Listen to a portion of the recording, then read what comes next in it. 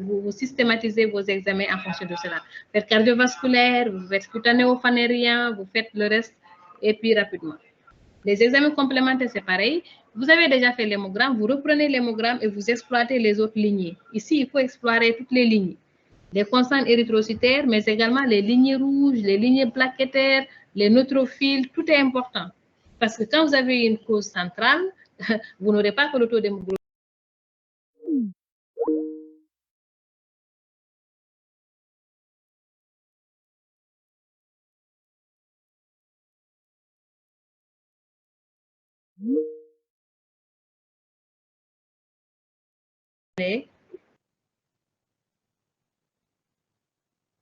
Alors, à part l'hémogramme maintenant, vous allez faire les autres éléments, peut-être de biologie, les réticulocytes, par exemple, le test de Coombs, par exemple, le frottis, par exemple, voilà. Donc, vous citez tous les éléments de biologie qui peuvent vous orienter vers une étiologie. Et à chaque fois que vous citez un examen complémentaire, il faudrait vous poser la question, quel est le diagnostic qui pourrait être confirmé ou infirmé par cet examen complémentaire? Sinon, l'examen n'a pas de valeur.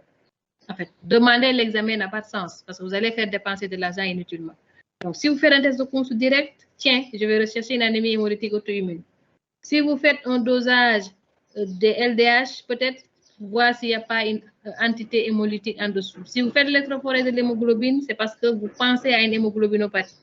Si vous faites un dosage d'enzymes érythrocytaires, c'est parce que vous pensez à un déficit. Voilà. Donc, vos examens complémentaires à visée étiologique devraient être orientés par votre approche clinique, diagnostic et anamnestique. Diagnostic clinique et anamnestique.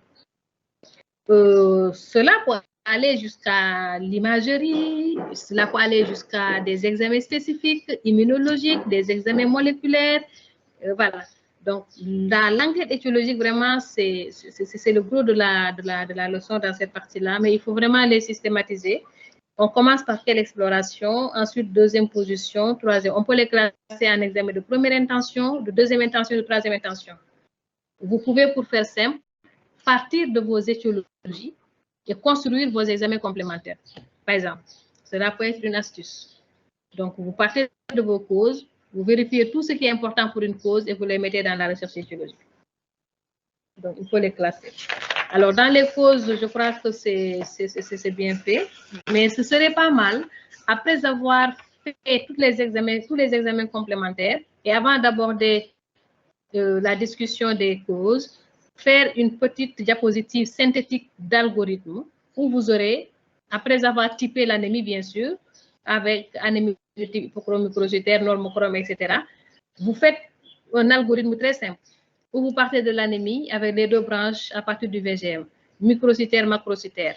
Et vous dites, là, c'est hypochromicrocitaire, comment on dit, cause carence inflammatoire, etc. Là-bas, c'est normochrome, normocytaire, régénératif, arégénératif, cause périphérique, cause centrale. Un algorithme très succinct. Ensuite, quand vous allez développer les causes, les gens vont comprendre dans quelle branche vous êtes. Et l'algorithme final, vous pouvez le laisser là-bas parce que c'est trop détaillé. Sinon, si vous attendez la fin pour projeter l'algorithme qui résume tout cela, vous risquez d'avoir un schéma un peu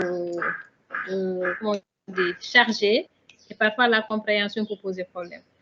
Une petite correction également, quand vous interprétez le VGM, chez l'enfant, il faut faire attention, ce ne sont pas les valeurs de l'adulte qui s'appliquent. Chez l'enfant, il y a une formule entre 2 et 10 ans. Le VGM, pour qu'on parle de microcytose, le VGM doit être inférieur à 70 plus l'âge de l'enfant en année, mais uniquement entre 2 et 10 ans. Donc, cette formule ne s'applique pas avant 2 ans, elle ne s'applique pas au-delà de 10 ans. Au-delà de 10 ans, vous prenez les normes adultes, le VGM à partir de 80, etc. Mais la microcytose, c'est comme ça qu'on l'a défini. Donc, vous pouvez juste prendre un exemple. Prenez un poids d'un enfant qui est âgé entre 2 et 10 ans, et puis vous verrez la microcytose. Parfois, vous aurez des enfants qui sont à 78 et qui ont un VGM qui leur confère un caractère normocytaire. Alors que si on appliquait la formule, si on n'appliquait pas la formule, si on considérait comme un adulte, l'enfant serait microcytaire. Donc, il y a de petites astuces comme cela. Et vous verrez également sur vos diapositives, vous avez des normes de réticulocytes différentes. Vous avez mis 100 000. Hier, on avait 120 000 et 150 000. C'est juste pour vous montrer que tout dépend des normes des laboratoires. Encore une fois, quand vous êtes dans un environnement où il y a des protocoles, des normes, vous vous limitez aux normes. Et si vous allez ailleurs, vous appliquez ce qui s'applique. En tout cas, nous, entre 120 000 et 150 000. Moi, je considère régénérateur à partir de 120 000. D'accord? Vous verrez d'autres personnes, même parfois en dessous de 100 000, 80 000, 100 000, voilà. Les valeurs varient. Mais à partir de 120 000, vous êtes OK.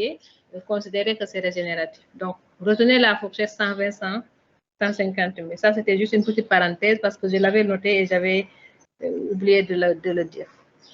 Alors, dans les anémies microcytaires, c'est pareil. Comment on dit, la tête de fil, c'est l'anémie par carence en fer. Dans nos pays, vraiment, vous développez l'anémie par carence en fer. Et là, vous expliquez un peu, vous rappelez, défaut d'apport, défaut d'absorption, défaut d'utilisation ou inflammation. D'accord? Ensuite, vous faites la clinique, on l'a vu hier.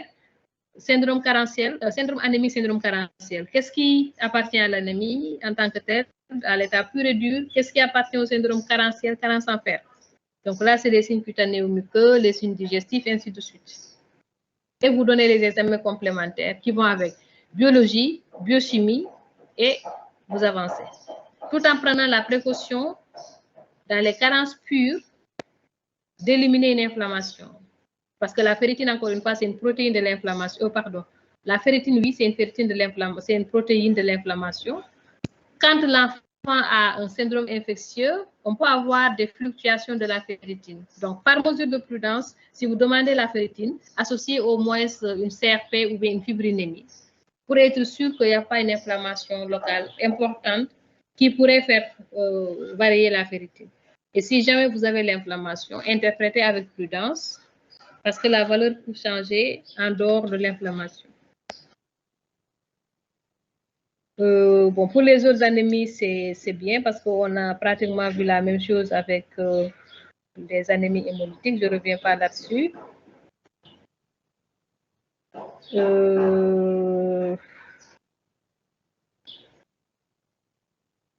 Les autres, c'est bon. Alors, la seule chose qui m'a un peu intriguée, c'est l'absence de prise en charge. Donc, ayez l'habitude d'ajouter un chapitre. En tout cas, pour cette leçon-là, il faut l'ajouter. Il faut l'ajouter et puis après, on va soit vous mettez les éléments dans les étiologies, vous donnez l'essentiel et dans la partie prise en charge, vous donnez les grandes lignes.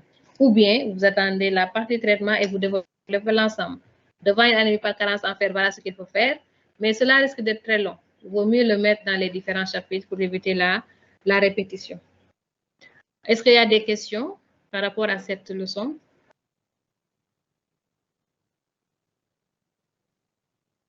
Non. Ça va. Oui, docteur Mamine. Allez-y, docteur Mamine.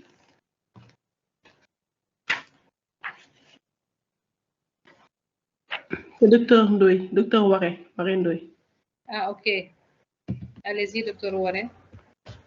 Excusez-moi, professeur, bonjour. J'aimerais juste que, est-ce que vous pouvez revenir, s'il vous plaît, sur la formule du VGM entre 2 et 10 ans, s'il vous plaît. Merci. Peut-être après, on va vous... Je ne sais pas si j'ai une présentation sur cela. Mais entre 2 et 10 ans, la microcytose est définie par un VGM inférieur à 70 plus l'âge en année. Je répète, entre 2 et 10 ans, la microcytose est définie par un VGM inférieur à 70 plus l'âge de l'enfant en année. Donc, vous prenez juste un exemple, entre 2 et 10 ans, vous prenez peut-être 5 ans. Un enfant de 5 ans, la microcytose est définie par un VGM inférieur à 70 plus l'âge, cela veut dire 75. Voilà. Donc, si vous avez un VGM inférieur à 75, pour avoir une microcytose, il faut que le VGM soit inférieur à 75. Ça veut dire que entre 76 et 77, Il n'y a pas de microcytose.